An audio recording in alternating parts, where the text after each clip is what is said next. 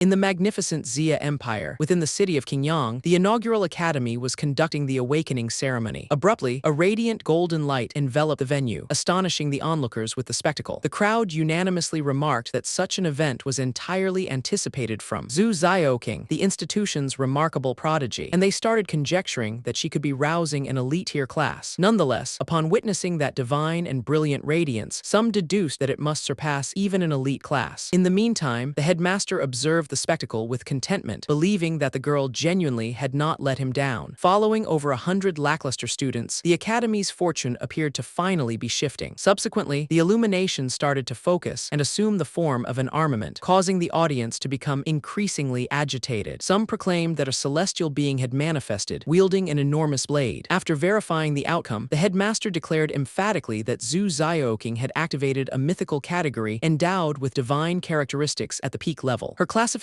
was of epic caliber, seraphim, with the spirit-linked blade, sword of divine radiance. At that moment, the students erupted with enthusiasm, declaring her excessively formidable and referring to Zhu Zioking as the deity of the institution. The main character, witnessing all of this, is equally astonished in remarks that the young woman is remarkable. 3 centuries in the past, spatial whirlpools manifested in that realm unexpectedly, initiating a genuine ordeal. These whirlpools conduced to enigmatic areas referred to as hidden domains, and formidable creatures arose from them, assaulting human society and resulting in widespread fatalities throughout the region. From that point onward, humanity commenced the awakening of classes, acquiring the capacity to elevate their levels and abilities by overcoming these hidden domains. That was the manner in which humanity discovered how to contend with the creatures. Courses are categorized into 5 tiers: fundamental, intermediate, advanced, uncommon, and legendary. Nonetheless, it is claimed that beyond the epic tier, there exist still undisclosed concealed classes. As he observes the initiation ceremony, YKO reflects that ever since he transitioned to that game-like world, he has devoted himself to daily study and achieved top marks in every theoretical assessment, all in anticipation of this moment. Not long thereafter, the headmaster commends Zhu Zioking, stating that she was the inaugural individual in Qingyang City to awaken an epic-level class that year. The young woman expresses her gratitude to the headmaster and vows to continue putting in diligent effort. She then gazes at YKO and states that, over the last several years, he has consistently maintained an advantage over her. However, this time, she will demonstrate who the genuine prodigy is. The assembly starts extolling Zhu Zioking, declaring her remarkable and affirming that she will unquestionably triumph over YKO. Subsequently, the administrator summons the following contender, and everyone acknowledges that it is now the opportunity for the school's foremost scholar. Some pupils feel enthusiastic, while others remain skeptical, arguing that excelling in theoretical assessments does not guarantee the awakening of a superior class, and they doubt he can outshine Goddess Zioking. Nonetheless, the principal gazes at the protagonist with hope, considering that YKO also holds great potential. If he were to awaken another legendary-level class, the institution would finally attain genuine recognition. Consequently, the young individual ascends onto the stage. The ceremony commences, and radiant vitality detonates nearby. However, abruptly, the heavens become utterly obscured, instilling fear in the assembly. A few inquire about the unfolding events, recalling how the angel had descended during Zhu Zioking's awakening, enveloping everything in warmth and sanctity. Yet now the environment had abruptly transformed into an icy chill. In that moment, someone cries out for everyone to gaze upwards, and the crowd descends into chaos as they witness a horrifying specter. The heavens become populated with phantoms and dark silhouettes, prompting everyone to cry out in terror, deeming it terrifying. The headmaster is astonished, pondering that he has never encountered such an unusual occurrence, and speculates whether the cosmos has orchestrated something magnificent for him. Zhu Zioking also senses the influence of that presence, and even though he realizes that those skeletons are merely phantoms, he cannot comprehend how that manifestation can evoke such an intense chill. As others quiver in fear of the occurrence, YKO grows exhilarated and exclaims that this is precisely the sensation he has been yearning for. Elated, the main character rejoices, exclaiming that it feels akin to receiving a coveted golden invitation. The occurrence keeps escalating in the vicinity of KO. Violet energy spirals through the atmosphere and ultimately coalesces into a spade. The main character is taken aback upon witnessing the outcome and inquires about its nature. The headmaster, still attempting to comprehend the circumstances, declares that YKO has unlocked a concealed class, Necromancer. Nevertheless, his soul-bound weapon is a spade. Following that alarming occurrence, the audience erupts in laughter. A few deride him, claiming that following such a display, his tool is merely a gilded spade. Others ponder what sort of lesson that is, while one pupil principal has already remarked that he intends to share it on social media, stating that the top scholar has transformed into a juvenile playing in the sand. Observing the circumstances, Zhu King folds her arms with assurance and believes that ultimately she has triumphed. Simultaneously, the main character gazes at the spade in his grasp, utterly skeptical, pondering if an error has occurred. After all, such an immense event had concluded in this manner. Declining to embrace the verdict based solely on superficial observations, Ko examines his personal status to scrutinize his class more thoroughly. The interface displays his name, YKO, class Undead Summoner, level 0, strength 11, agility 12, spirit 30, alongside a soul-bound weapon known as Curse of the Fallen. His ability, Summon Skeleton Mage, holds a rank of G, permitting him to conjure a tier 0 skeleton mage that will progress in tandem with the summoner, expending 1 spirit points for each summoning. However, when he evaluates his abilities, the main character ultimately comprehends the circumstances. He has manifested Immortality, an SSS-grade talent capable of endlessly amassing summoning effects and enhancing the quantity of summons by continuously mastering the same skill. Ko becomes exhilarated when he comprehends that this is the moment. Standard summoning sessions are limited to sustaining a single summoned creature at a time, but due to his concealed class, that limitation does not apply to him. In other words, the main character has the ability to conjure an entire legion of the undead, and this represents his genuine advantage. He gazes at the spade once more, and infers that the implement ought not to be straightforward either. The account indicates that when in its enclosed condition, it is a tier 0 level 1 iron spade, providing an enhancement of +1 to strength, dexterity, endurance, and proficiency. Its capability enables the user to excavate a pit and inter foes to obtain additional rewards. Upon this revelation, Ko becomes increasingly exhilarated, comprehending that vanquishing creatures will provide experience, while interring the remains will offer additional benefits. It's akin to achieving 2 objectives with a single effort. At that instant, the headmaster nears and murmurs for Ko to cease lingering and demonstrate his talents. Based on the magnitude of the previous occurrence, they ought to be quite formidable. Subsequently, before all onlookers, the main character elevates the spade and triggers his necromantic summoning ability. Abruptly, violet energy gathers before him, and a skeletal sorcerer materializes at the heart of the enchanted circle. The headmaster is astonished to witness it and inquires if it genuinely is merely a skeletal sorcerer, the most basic tier of undead creature. Subsequently, he grows even more perplexed, contemplating that it defies logic. After all, YKO had evidently activated a concealed class, so why did the summoned entity appear so feeble? For a brief instant, the headmaster even envisions that the skeleton possesses some unique quality. Nonetheless, the moment he examines the entity, the framework fractures effortlessly. Upon witnessing this, the pupils erupt in laughter and ridicule the protagonist, asserting that the creature could not endure even a solitary strike and crumbled with merely a caress. Even amidst disgrace, Ko merely grins. He concedes that a solitary low-tier skeletal sorcerer is indeed not powerful, yet that is not the crux of the matter. Prior to the headmaster's comprehension, the main character reinitiates his ability once more, and numerous skeletons start to materialize around him. The headmaster is taken aback by the spectacle. Within mere moments, a genuine army of the deceased materializes behind him, rendering everyone speechless in the face of the ludicrous magnitude of the conjuration. Confronting the battalion, the main character addresses the assembly and inquires how they plan to tackle the situation. The audience is taken aback by the ludicrous multitude of skeletons assembled behind Ko. Some pupils inquire about the origin of such a vast number of undead, while others ponder whether Ko is truly responsible for all of this on his own. Ko King observes the spectacle with astonishment and realizes that, despite their individual frailty, those skeletons become challenging to handle when they congregate in significant quantities. To her, the Necromancer class embodies this very capability, where sheer numbers can transform into formidable strength. Recognizing the possibilities within, the headmaster beams and deduces that this must be the result of the main character's concealed class aptitude. Notwithstanding the minor issue with his soul-linked weapon, his prospects continue to appear exceedingly bright. Subsequently, the headmaster requests Ko to rescind all his summons and declares that the awakening ceremony shall proceed. The main character complies, but as he disregards the legion of skeletons, convinced that others perceive him as capable only of conjuring mundane skeletons. Yet, during the awakening, he had already witnessed something far more significant. Within that dream, there existed an iconic bony dragon, and Ko was convinced that eventually that being would also transform into one of his summons. 60 minutes later, the event concludes. The headmaster declares that all the pupils who successfully transitioned between classes merit commendation. He then notifies them that the following day, at 9 o'clock in the morning, everyone will proceed to the novice dungeon to advance their skills. Those who demonstrate exceptional performance will be awarded a substantial scholarship and additional points on the upcoming unified assessment, so tardiness will not be tolerated. Upon hearing this, Ko becomes exhilarated, as advancing in levels and acquiring additional points is highly beneficial for him. As the learners start to scatter, a fair-haired pupil approaches Zhao King and announces that he has manifested as a superior windblade, extending an invitation to the young woman to team up for the training scheduled for the following day. Nevertheless, Zhao King responds icily that she has no interest and instructs him to move aside. Shortly thereafter, she contacts YKO and requests him to hold on for a moment. The main character approaches her and inquires about what it is. Zhao King gazes at YKO and remarks that their rivalry remains unresolved from that day, thus suggesting they should contest once more in the dungeon the following day. The main character acquiesces without worry, yet assuredly retorts that she likely still will not manage to overcome him. The young woman grows agitated by the incitement and charges Ko with deceit. In that instant, Qian Zhao unleashes his wrath and rushes ahead angrily, inquiring how that impudence dares to address Zhao King in such a manner. He then exerts a formidable force and menaces to shatter YKO's legs on the spot, merely to ensure he is unable to access the dungeon the following day. Nevertheless, Zhao King interjects with the golden-haired youth, asserting that he need not safeguard her, as she intends to triumph over the protagonist legitimately the following day. Qian Zhao retreats but still issues a warning, indicating that he will show leniency towards Ko that day due to her, yet he should hope to avoid an encounter with him in the dungeon. Otherwise, the young man would find himself incapacitated for a month. Despite this, YKO merely grins and responds that it's acceptable, as he will be prepared. The following day, the pupils reach the tribunal location where a group of students congregates enthusiastically for their inaugural dungeon adventure. A few remark that it is their initial visit to that location and that they feel somewhat thrilled. Others clarify that there are 3 concealed domains in that region, but the pupils are permitted to access only the most basic one, referred to as the untamed grasslands. As the class converses, some contemplate when they will ultimately possess the strength to access the 2 advanced secret domains. Soon thereafter, Zhao King advances toward YKO and inquires if he plans to participate solo or with a group. Without any pause, the protagonist responds that he will be going solo naturally. Zhao King grins and eagerly participates in the taunting, declaring that she too will embark solo, ensuring that YKO cannot claim she is cheating by receiving assistance to overcome him. Shortly thereafter, the headmaster captures everyone's focus with a loudspeaker and clarifies the guidelines of the assessment. The dungeon expedition will endure for 8 hours, and the primary objective is to attain level 3. Anyone who accomplishes this goal will be awarded 5 additional points on the final evaluation. Alongside the leveling objective, each vanquished elite creature will award 5 additional points, each chief creature will yield 10 points, and each boss will provide 20 points, irrespective of level. With the guidelines clarified, the principal declares the commencement of the examination, and the gateway to the Untamed Grasslands dungeon swings open in front of the learners. At that moment, a number of students dash away enthusiastically, proclaiming that they must seize the initial surge of creatures ahead of the rest, while others attempt to maintain pace with the crowd. Noticing all that fervor, Zhao remarks that those individuals are truly brimming with vitality. Nevertheless, the main character concludes that he too should exert some effort and steps into the portal. Upon entering the subterranean chamber, YKO comes to the realization that he has found himself solitary in an expansive space, deducing that the other students were likely transported to various sites. While he surveys his environment, he detects an unusual sound emanating from the vegetation and grows vigilant. Soon after, he observes a tiny being emerging from it and is astonished to discover that it is a prairie marmot. To Ko, it is intriguing that the least formidable creature in that dungeon appears so adorable. But abruptly, the marmot parts its jaws and emits an outrageous shriek. The main character is taken aback, shields his ears, and inquires what on earth is causing it to become so frenzied all of a sudden. Nonetheless, prior to his ability to respond adequately, the marmot dashes forward with remarkable speed. Ko comprehends belatedly just how swift it truly is, and ultimately gets struck directly. Immediately thereafter, the being attaches itself to his visage, resulting in the youthful individual utterly perplexed and annoyed. As he attempts to extricate himself, Ko cries out for it to release him. Once he regains his composure, the protagonist becomes enraged and demands to know how that diminutive creature dares to surprise him. He then seizes the marmot and delivers a kick, the being head-on, propelling the beast into the air. Distant, Ko exhales with relief and recognizes that had he not responded swiftly, he likely would have sustained an actual bite. Consequently, he comprehends that despite being the most basic creature in the dungeon, that being should not be taken lightly. The main character lifts the spade and declares that it is time to get ready for what lies ahead. Ko subsequently unleashes his ability and conjures the reanimator reanimated. When KO brings forth his reanimated, the status of the skeletal mages manifests, revealing that each one is classified as Tier 0, Level 1, possessing 5 in strength, 5 in agility, and 10 in spirit, along with the fireball ability. At that point, the protagonist has successfully summoned a total of 20 skeletal mages. Observing the marmot remaining before him, YKO gestures toward the objective and commands the skeletons to assault. Promptly thereafter, the skeletal figures launch multiple fireballs simultaneously and detonate the creature. Effortlessly, the system subsequently verifies that KO has triumphantly vanquished a Tier 0, Level 1 creature, awarding 10 experience points. Noticing the prize, the main character comprehends that the benefit is quite minimal and remarks that at this pace, it will require an eternity to attain Level 3. Nevertheless, he remains undeterred as he now possesses a complete legion of the deceased by his side. Thus, KO instructs everyone to commence their tasks and initiates a no-cost assault mode, directing his skeletons to eradicate all the creatures in that vicinity. In other locations, a few academy representatives are engaged in conversation while sipping tea. An elder gentleman with silver hair inquires of Director Wang if he genuinely thinks the first academy can triumph over the second academy in that dungeon examination. The director responds with absolute assurance that indeed he does. The silver-haired gentleman then highlights that their institution has also generated a remarkable class of exceptional caliber. However, the other individual clarifies that Wang possesses even greater justification for his assurance, as his academy not only unlocked an epic class, but also revealed a concealed class. Upon hearing this, Elder Meng gasps and ejects his tea immediately, utterly astonished, inquiring if that is genuinely accurate. Director Wang affirms that everything is indeed factual and expresses his eagerness to witness his pupils conquer a few additional formidable beasts. In the interim, within the catacombs, KO is effortlessly directing his necromancers. The main character gestures toward the creatures dispersed throughout the vicinity and instructs them to ensure that not a single one gets away. As his troops carry out all the tasks, KO reclines serenely on the turf, utterly content with the circumstances. For him, engaging in battle in this manner is just excessively cozy. As his skeletal sorcerers persist in vanquishing the creatures nearby, KO reclines contentedly on the grass, accruing experience without having to exert himself significantly. The main character relishes the circumstance and believes that acquiring knowledge effortlessly must be precisely the benefit of possessing a concealed class. Nevertheless, he quickly comes to understand that he cannot merely continue to relax, as he has yet to evaluate the impact of the iron spade. Thus, YKO seizes the weapon and resolves to initially inter the carcass of the grassland rodent to observe the outcome. In doing so, the youth excavates a pit, covers it with soil, and completes the interment while counting from 1 to 5. Following all the toil, KO is damp with perspiration and weary. However, he quickly becomes eager to discover the bonus incentives he has acquired. The system subsequently proclaims that he has acquired a rural bracelet, a substandard burial incense, and a vial of cadaver oil. The wristband is a rank 1, Tier 0 item of gear, providing an extra point in strength, agility, endurance, and spirit. The incense can be ignited to consistently obtain a modest amount of experience, although the cadaverous oil may be utilized on the physique to modestly enhance all characteristics. Upon observing those objects, YKO finds himself bewildered and wonders why all those prizes appear reminiscent of items from the netherworld, as their titles sound exceedingly dubious. Nevertheless, the protagonist resolves to temporarily disregard his doubts and experiment with the items initially. KO evaluates the solemn fragrance initially, and once the item starts to produce results, numerous experience alerts manifest around him. The main character is astonished to witness the accumulation of minor rewards stacking up until the system declares that he has attained level 2. Observing this, YKO rejoices, remarking that acquiring experience in this manner is exceedingly effortless. Subsequently, he opts to evaluate the following item and utilizes the cadaveric oil. The mechanism verifies that the oil has been utilized and that his qualities have been enhanced, boosting strength, agility, endurance, and spirit by 1 point. Recognizing that the product genuinely functions, KO becomes thrilled and resolves to utilize even more of it. Subsequent to the application of additional oil, he revisits his status and is astonished by his own statistics. Currently, as a necromancer, he has attained level 2, possessing 30 in might, 33 in dexterity, 37 in endurance, and 337 in essence, along with the SS rank ability of everlasting life and the G rank skill to conjure a skeletal mage. Despite being aware that the enhancement lasts merely 10 minutes, the main character recognizes that his abilities are remarkable for his tier. Subsequently, without delay, KO resumes excavating and interring the vanquished creatures to continue amassing rewards. Nonetheless, as he proceeds with this task, the system starts to incessantly alert him that his skeletal sorcerers are diminishing one by one.